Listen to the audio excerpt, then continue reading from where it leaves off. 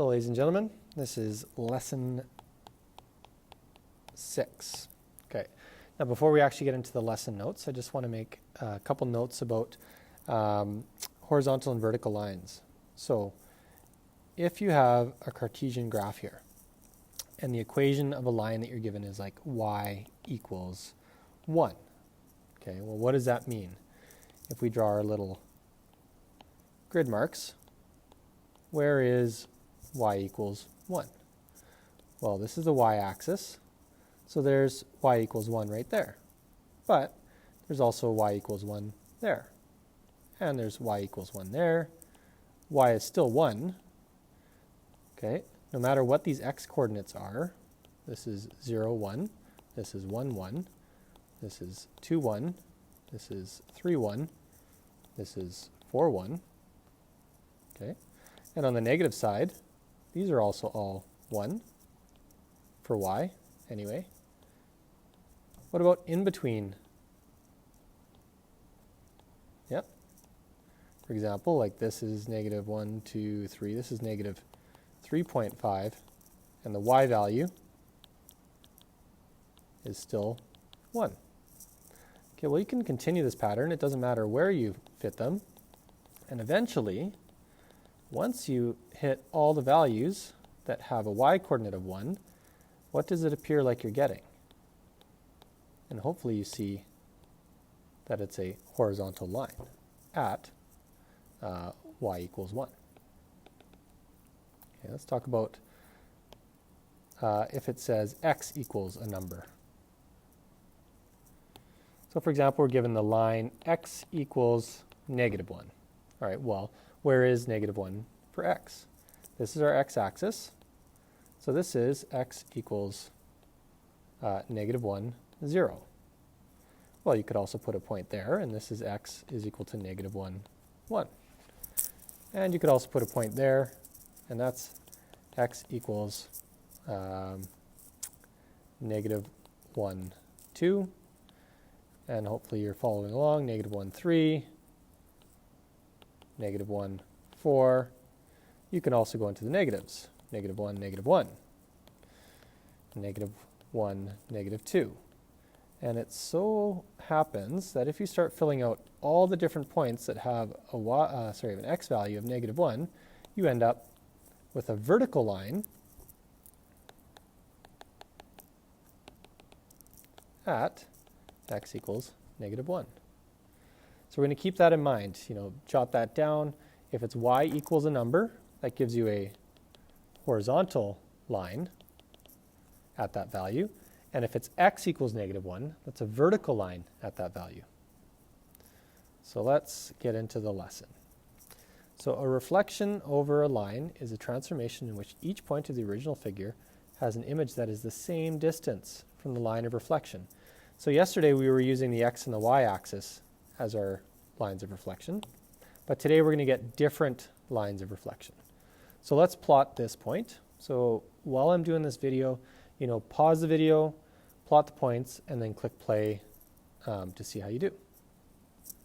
So A, we've got 2, 3. So there's A. B's at 7, 3. Okay. And C is at 7, 6, and D is at 2, 6. So we get this rectangle with those coordinates. Perfect. Now we're going to reflect the rectangle in the line y equals negative 1.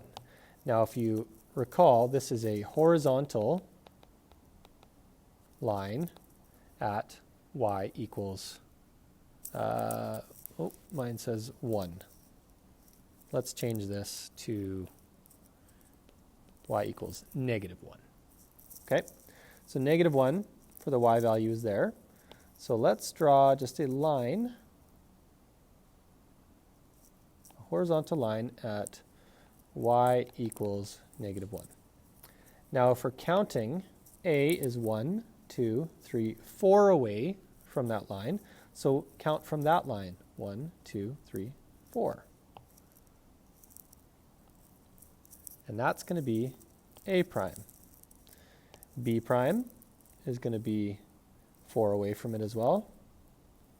D prime is 1, 2, 3, 4, 5, 6, 7 away, so you count the same number. 1, 2, 3, 4, 5, 6, 7. And the last one is going to be C prime. And you can connect those lines. And now we have to come up with the coordinates. Well, this is going to be 2 and negative 5. So A is 2, negative 5. B prime is 7 and negative 5. C prime is 7 and negative 8. And D prime is 2 and negative 8. Oops, 7, negative 8, and 2, negative 8. Perfect. All right, let's plot the rectangle ABCD with coordinates A, B, C, and D. All right, so again, pause the video, then click play in a couple minutes to see how you do. So A is at 1, 0. B is at 5, 0. C is at 5, 3. And D is at 1, 3. And it's a rectangle, so we can connect our points. And there's our original image. Now, we're reflecting it in the line x equals negative 1. X equals negative 1. So that is going to be a vertical line at x equals negative 1. And there it is. Okay. And we do the same thing. We count 2 over. That's going to be A prime, D prime. C prime is there. And what else do we got? B prime. There we go. And we can connect those dots. And looking at the coordinates now, A prime is going to be negative 2, 0. B prime is at negative 2, 3, 4, 5, 6, negative 6, 0. C is going to be at, they both haven't changed their heights, so they're both going to be at 3. And C prime's at negative 2, and D prime's at negative 6. So there we go. If your notes might say something different. They might, just double check here. Nope, they match up with mine. Let's try the next example. Plot rectangle ABCD with coordinates A, B, C, and D. So A is 1, 0.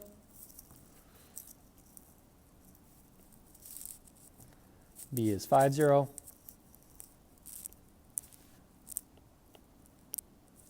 C is 5, 2.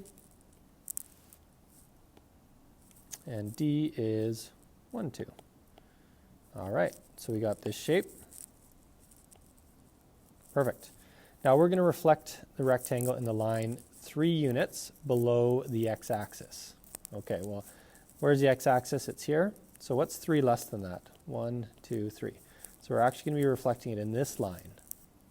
So you can color that in, you can draw it, you can do whatever, but this is the new line of reflection. So we do the same thing.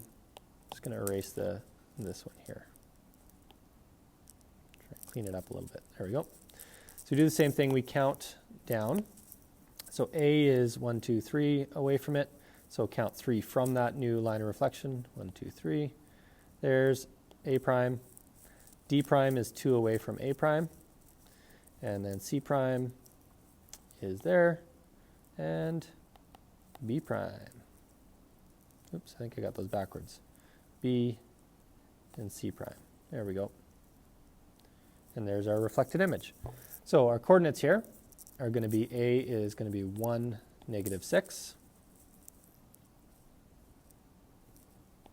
And B is 5, negative 6. C is 5, negative 8, and D is 1, negative 8. So there we go. So sometimes you might have to draw the line of reflection. Sometimes you have to determine the line of reflection. And the line of reflection is you pick the two closest points there and just find the halfway point. So this is a difference of 1, 2, 3, 4. So 4 divided by 2, it's going to be 2 away from either of them, which you could probably just look at and figure that out. So there's our line of reflection. And what is that? Well, that's a vertical line. So that means it's going to be x equals whatever the x value is, and that's at 2. So the line of reflection is x equals 2. All right, here's one that might be a little bit more tricky, so let's just count the difference. 1, 2, 3, 4, 5, 6, 7, 8. Well, 8 divided by 2 is 4. So it's going to be 4 away from each of them. So however you want to look at that, 1, 2, 3, 4. 1, 2, 3, 4, there it is. So there's our line of reflection, and that's a horizontal line. So I know that it's going to be y equals whatever the value is, and it looks like it's 1 below the x-axis, so it's going to be y equals negative 1 is your line of reflection. So then we're going to get into something called line symmetry. So a two-dimensional shape has symmetry when half the shape looks exactly like the other half. A line of symmetry is a line that divides a 2D shape into two halves that are identical. In other words, a 2D shape has symmetry if a line can be drawn down the center of the shape and the resulting two halves are the same. So it can also be thought of as like a fold line. If you fold a piece of paper and both sides are the same, then you're good to go. Shapes may have horizontal, vertical, diagonal, or the other diagonal lines of symmetry. So let's draw a line of symmetry in this object. Well, the only way I can make this the left side look like the right side is to draw it right down there. It has one line of symmetry, and it's a vertical line of symmetry. Polygons can have more than one line of symmetry, as illustrated here. So here we've got 1, 2, and 3. This has 3 lines of symmetry. This one's got 1, 2, 3, 4, and 5.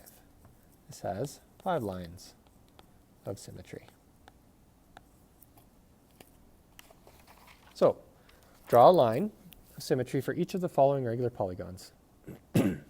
Again, pause the video, see what you get. All right, so hopefully you've got 1, 2, 3, and 4. So this has 4 lines of symmetry.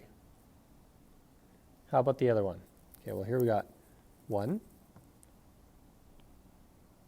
2, 3, 4. Are we done? No, we are not. We can go straight through. So 5, 6, whoops. Let's try that one again. 6, 7, and 8. So this one has 8 lines of symmetry. 1, 2, 3. 3 lines of symmetry. And the last one's got 1, 2, 3, 4, 5. 5 lines of symmetry. So Sash has been asked to sort the regular polygons in 2 groups. Fewer than 4 lines of symmetry, more than 3 lines of symmetry. So which one has fewer than 4 lines of symmetry? And that's the triangle. And group 2 is going to be more than 3 lines of symmetry. So that's going to be the square, the octagon, not going to draw that again, octagon, and the pentagon. Okay. So using lines of symmetry to complete 2D shapes. So a line of symmetry is similar to a fold line.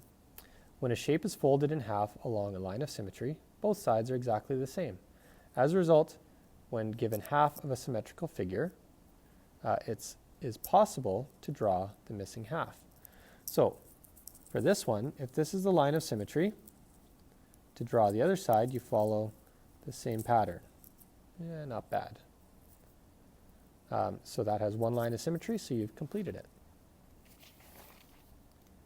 That's the end of this lesson, and you can work on assignment 6.